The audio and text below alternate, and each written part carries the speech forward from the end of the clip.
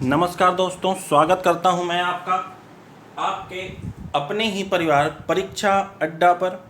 और दोस्तों, आज का टॉपिक हमारा रहेगा रेशियो, जिसे हम पिछले टर्म पर भी पढ़ रहे थे और जहां पर छोड़ा था आइए वहीं से शुरुआत करते हैं। और आपके सामने कुछ क्वेश्चन लिखे हुए हैं आज के, जिनमें से पहला क्वेश्चन है, दो संख्याएं एक अनुपाती दो के अनुपात में हैं, जब प्रत्येक में 40 जोड़ा जाए तो अनुपात 2:3 हो जाता है। तो इस सवाल को दोस्तों आप कैसे खेलेंगे, कैसे देखेंगे, क्या करना है इस सवाल में बताएंगे दोस्तों आप ही लोग मुझे। देखिए, दो संख्याएं दिए हुए हैं 1:2 के अनुपात में, ठीक है ना। तो संख्या तो हमें पता नहीं है, हम मान लेते हैं कि एक संख्या है x, इसको हमने माना, ठीक है। अगर आप 1 से मल्टीप्लाई कराते हैं कोई विशेष फर्क नहीं पड़ेगा, x ही रहेगी संख्या, ठीक है। अब देखिए, दो संख्याएं हैं 1:2 के अनुपात में, मतलब कि अगर एक x होगी तो दूसरी संख्या कितनी होगी, 2x। इतनी बात समझ में आ गई, ठीक है। अगर आप लोग इतनी बातें समझ गए हैं तो देखेंगे बहुत आसानी से सवाल लग जाएगा। देखिए, कितना जोड़ा जाए, तो कह रहे हैं प्रत्येक में 40 जोड़ा जाए, प्रत्येक में 40 जोड़ा जाए, ठीक है। तो देखिए, आप इस तरह से लिख सकते हैं कि हमने x में 40 जोड़ा और 2x में भी 40 जोड़ा, तो हमारे पास रेशियो क्या बन के आ रहा है संख्याओं का, इतना, ठीक है ना। अब आप लोग इसको सॉल्व करेंगे और अपनी x की वैल्यू निकालेंगे और फिर x की वैल्यू इन दोनों में पुट करके संख्याएं निकाल लेंगे, ठीक है ना।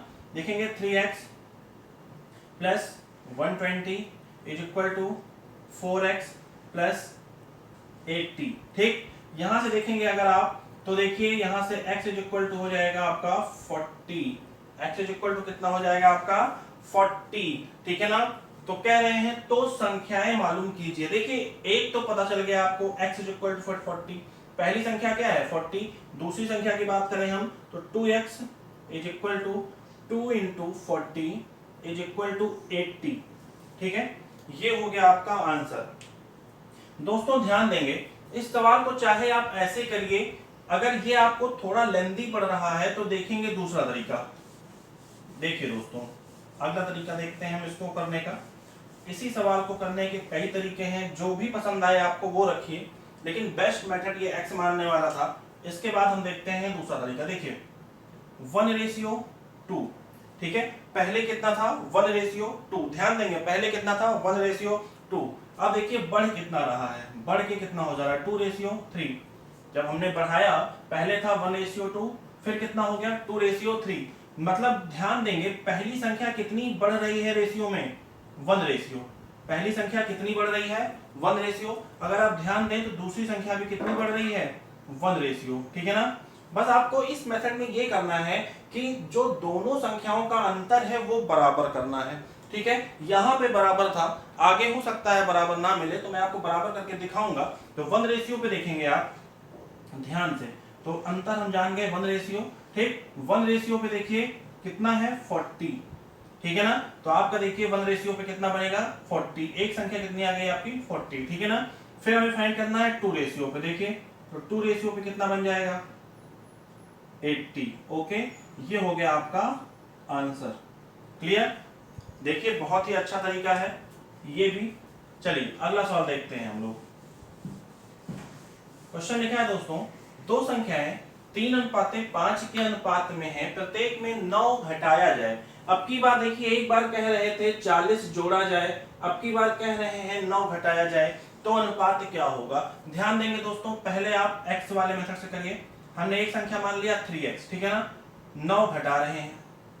दूसरी संख्या मान लिया 5x, इसमें से भी 9 घटा रहे हैं। और ऐसा करने पर रेशियो क्या बन जा रहा है 12/23, ठीक है। तो देखिए 3 त्रिक का 9, 3 दूना 6, ठीक। 9 त्रिक 27, 7 2 हासिल, 9 दूना 18 और 2 20। इतनी बात समझ में आ गई। इज इक्वल टू 12 पंजे कर लीजिए 60x और 12 9 108। इतनी बातें क्लियर हो गई आपको, ठीक है। देखेंगे आप पक्षांतर करेंगे तो 9x इज इक्वल टू, अब इसको उधर ले जाएंगे तो इधर हो जाएगा आपका घटे के 99। देन x की वैल्यू हो जाएगी आपकी 11, x की वैल्यू क्या आ जाएगी आपकी 11, ठीक है ना। इतनी बात समझ में आ गई। अब देखिए अगर x की वैल्यू आपकी 11 आ गई है तो संख्या आपने माना था एक 3x और दूसरी संख्या क्या मानी थी 5x।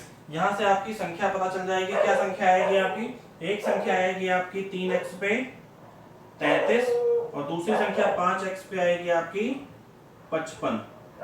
ये हो गया आपका आंसर, ठीक है ना। आइए इसको हम देखते हैं अपने उस तरीके से भी कि क्या हम कर सकते हैं, उस तरीके से इसको क्या बना सकते हैं, क्या खेल सकते हैं उस तरीके पर भी। तो ध्यान देंगे दोस्तों आप अगला तरीका देखिए। दोस्तों अगले तरीके से आप कैसे कर सकते हैं इस सवाल को, इसी सवाल को देखेंगे आप। जैसे आपका पहले संख्या कितनी थी 3:5, ठीक है ना। फिर आप देखिए बाद में कितनी हो रही है 12:23, ठीक है। अब देखिए दोनों का डिफरेंस कितना बन रहा है। अगर आप देखते हैं तो 12 और 3 का डिफरेंस 9 बन रहा है और इसका डिफरेंस बन रहा है आपका 18, ठीक है। इतनी बात समझे आप। हमें डिफरेंस को इक्वल करना है, डिफरेंस को क्या करना है इक्वल करना है। ध्यान से देखेंगे आप, हम ऊपर 11 से मल्टीप्लाई करा दे रहे हैं और नीचे 2 से मल्टीप्लाई कर दे रहे हैं, ठीक है ना। अब देखिए आप ध्यान से 11 3 33 रेशियो 55, ठीक है। नीचे देखिए 24 रेशियो 23। ध्यान से देखेंगे 24 रेशियो 23, ठीक है। अब देखिए यहां पर भी 24 रेशियो 46, सॉरी। देखिए यहां पर भी 9 रेशियो का अंतर हो रहा है और यहां पर भी 9 रेशियो का अंतर आ रहा होगा, ठीक है। अब आप ध्यान से देखिए, अगर हम बात करें तो 9 रेशियो पे देखिए, 9 रेशियो पे कितना हो रहा है, कितना घटाया जा रहा है 9 घटाया जा रहा है, 9 घटा दीजिए, ठीक। तो यहां से एक रेशियो की वैल्यू क्या आ जाएगी 1, एक रेशियो की वैल्यू क्या आ जाएगी 1, ठीक है ना।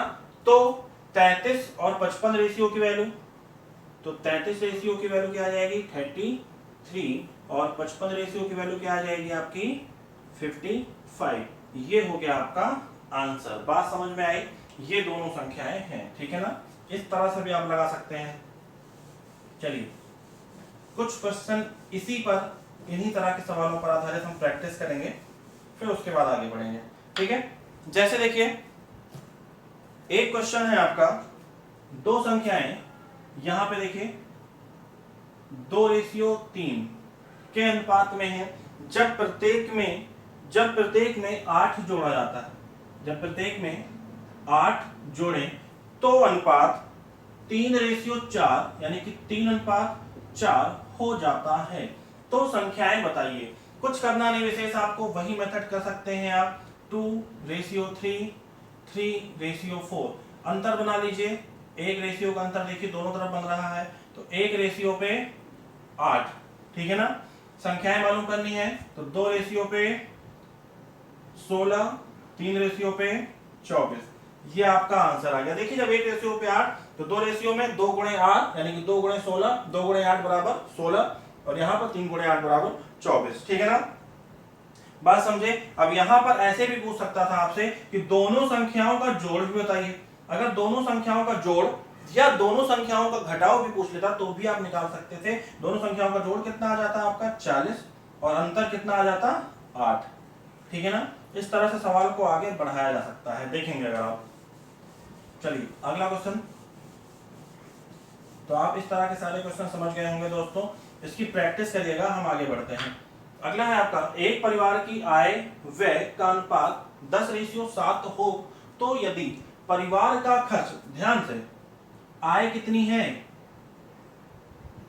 10, ठीक है ना, और खर्च कितना बता रहे हैं ये व्यय खर्ची तो है, व्यय कितना है 7, ठीक। फिर कह रहे हैं यदि परिवार का खर्च, मतलब व्यय जो आपका खर्च 7 है, 7 रेशियो किसके बराबर है, तो आप कहेंगे सर 10,500 के बराबर है, ठीक है ना। तो परिवार की बचत, एक चीज ध्यान दीजिएगा, आय व्यय, आय इतनी थी, इन्होंने व्यय इतना कर लिया, तो इनकी बचत क्या आएगी बताइए। तो इनकी बचत क्या आएगी, तो इनकी बचत आएगी 3, 10 में से 3 माइनस कर दीजिए 3, ठीक है। अब 7 रेशियो पे इतना, तो बचत 3 रेशियो पे कितना हो जाएगा 105, 10,500 बटे 7 गुणे 3, ठीक है ना। इसको आप कैंसिल आउट करेंगे 7 एकम 7, 7 पचे 35, 1500, 15 तियां 4500, ये हो गई आपकी बचत, ये हो गया आपका आंसर। देखिए कितनी आसानी से खेल सकते हैं आप इस तरह के सवालों को। फिर से समझ लीजिए, आय और व्यय, आय कितनी हो गई 10, व्यय कितना हो गया 7। अब भैया जब आय हमारी 10 रुपया है और व्यय हम 7 कर दिए हैं तो बचाएंगे कितना, 3 रुपया बचाएंगे ना। और 3 रुपया ध्यान से, और 7 रुपया यहाँ पर कह रहे हैं ये कि 7 रुपया जो खर्च है वो 10,500 के बराबर है। तो 7 रेशियो किसके बराबर, 10,500 के। तो 3 रेशियो किसके बराबर, 10,500 बटे 7 गुणे 3 के।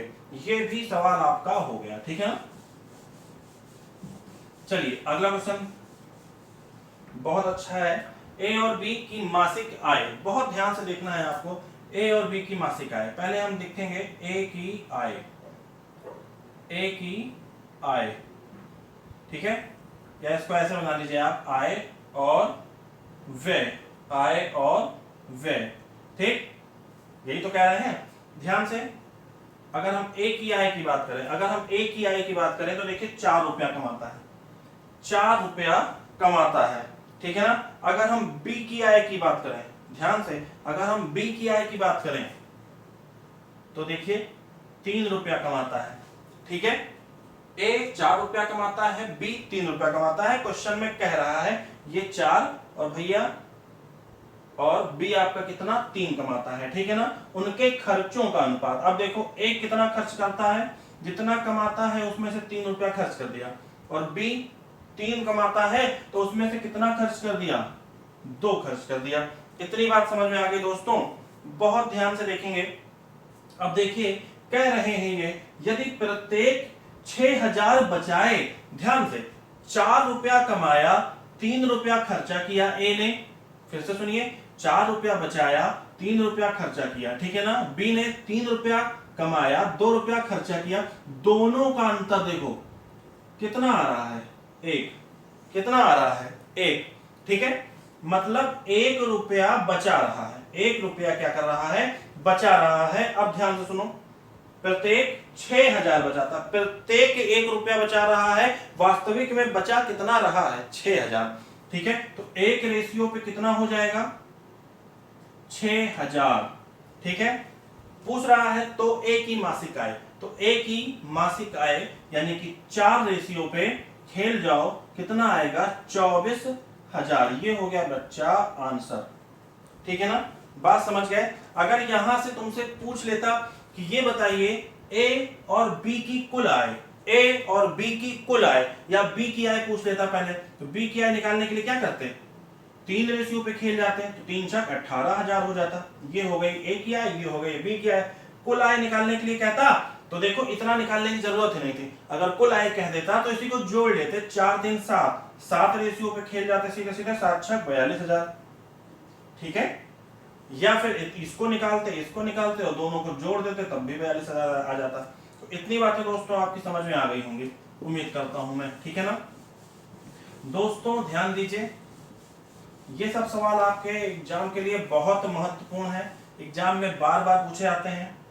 आज की क्लास को हम यहीं रोकते हैं, ठीक है। जरूर बताइए कमेंट बॉक्स में कि आपको क्लास कैसी लग रही है, ठीक है ना। कुछ सुधार की आवश्यकता हो तो सुधार किया जाएगा उसमें, और अगली क्लास में आप इसी के आगे से कुछ और अच्छे अच्छे सवालों को देखेंगे। और अगर वीडियो पसंद आई हो तो लाइक कर दीजिएगा, चैनल को सब्सक्राइब नहीं किया हो अगर आपने तो सब्सक्राइब कर दीजिए, और शेयर बिल्कुल करिए ताकि हमारा परिवार और बड़ा हो सके, ठीक है ना।